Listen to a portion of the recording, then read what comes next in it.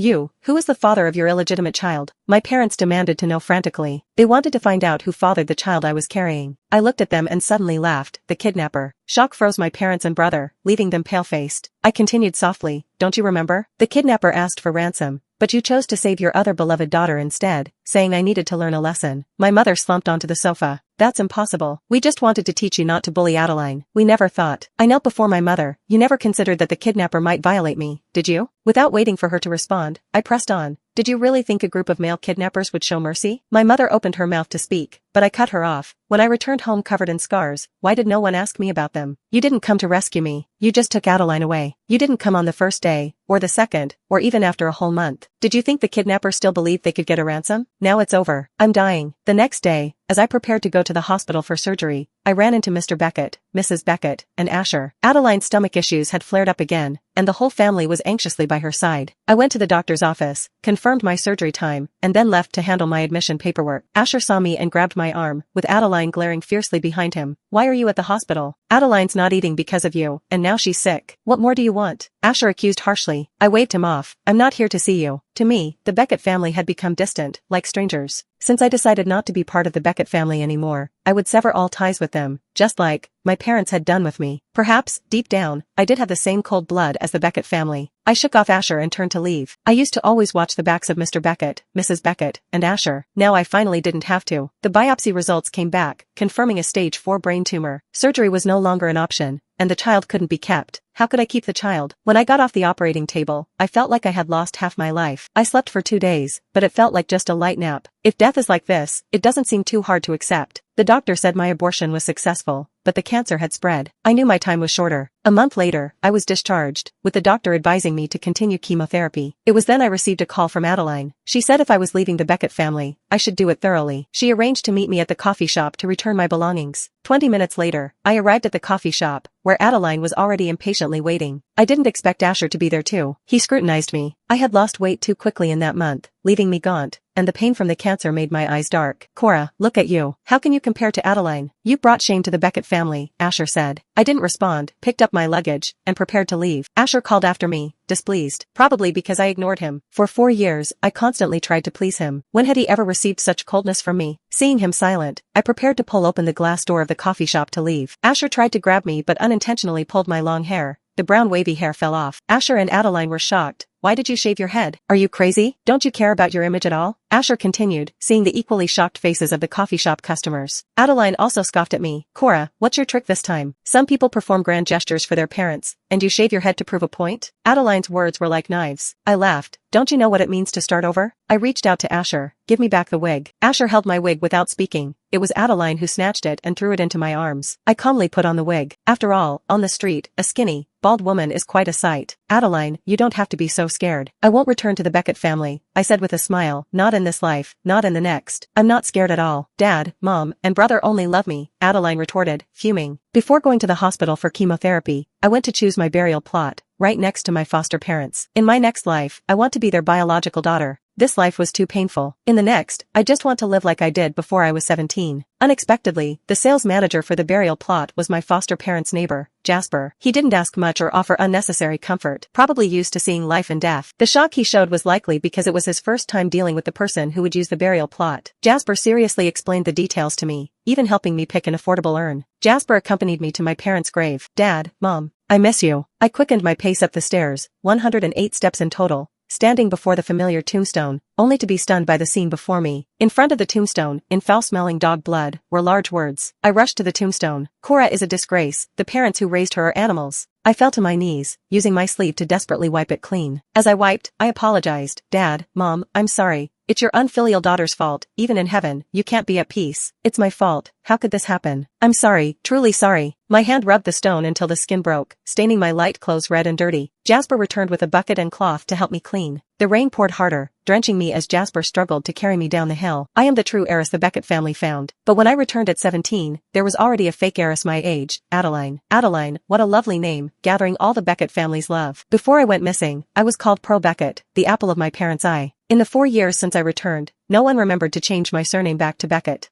I continued using the name my foster parents gave me, Cora Lou. My foster parents treated me well. Unable to have children, they thought finding me was a blessing. They said they would always cherish me as a treasure. But when the school's blood donation uploaded my DNA to the network, my biological parents, who had been separated for 13 years, found me. My foster parents still let me go back. They believed I could gain better educational resources in the Beckett family. At least I wouldn't need to work while studying. But now, I'm going to die, brain tumor, terminal stage. Even my foster parents are being humiliated like this. I feel my heart and guts are being viciously squeezed. They don't love me, and I don't want to love them anymore. I just want to live for myself at the end of my life. Tomorrow is the painless surgery, but why must I witness my beloved foster parents being so insulted? My foster mother died when I was 12, and my foster father passed away unexpectedly last year. Can't the deceased even leave quietly? My impressions of Mr. and Mrs. Beckett from childhood are vague. I only remember my brother Asher, who is 5 years older, taking me to the amusement park. He told me to wait for him to buy ice cream. I waited from morning till night, but my brother never returned. In the end, it was the theme park's cleaning lady, my foster mother, who found me and took me home. On the first day back at the Beckett house, Adeline cried and said to me, "I don't want anything. I know I've taken my sister's place all these years, but I just want to stay with Dad, Mom, and brother. Please, sister, don't drive me away." And what did my brother Asher, who lost me, do? He pushed me aside. "Adeline, no one will drive you away, nor will anyone dare. You are my sister, my only sister." Asher held Adeline tightly, glaring at me. It was as if I were a villain trying to tear their family apart. My biological mother, with red eyes, looked at Adeline and choked out to me, "Cora, when you went missing, your mother went crazy, so your father brought Adeline home. Adeline accompanied me through the days and nights without you." When I turned to look at Adeline, she smirked at me provocatively. "Mom, let's not talk about this now. Let sister stay in my room tonight. The guest room isn't ready." Adeline emphasized guest room. "How can that be, Adeline? You're picky about beds. You won't sleep well if you change rooms," my mom quickly said, but catching herself, stopped abruptly, realizing I was still there. For the next 4 years, I lived in the guest room next to the nanny's room on the first floor and never moved again. I don't want to think about it anymore. I can't think about it. The first chemotherapy session, the pain made cold sweat stick to my face, dripping down. The pain was excruciating, and the doctor asked if I had any family with me. I didn't answer, but when I saw Jasper at the door of the operating room, I felt somewhat relieved. I wasn't alone. Being alone is too lonely. I needed someone with me, at least for this last journey, someone to help bury me. Over the next 4 years, I stayed in the guest room next to the nanny's room on the first floor and never moved again. I tried to stop thinking about it. I couldn't afford to dwell on it any longer. Search 199150 on NovelMaster app to get the following.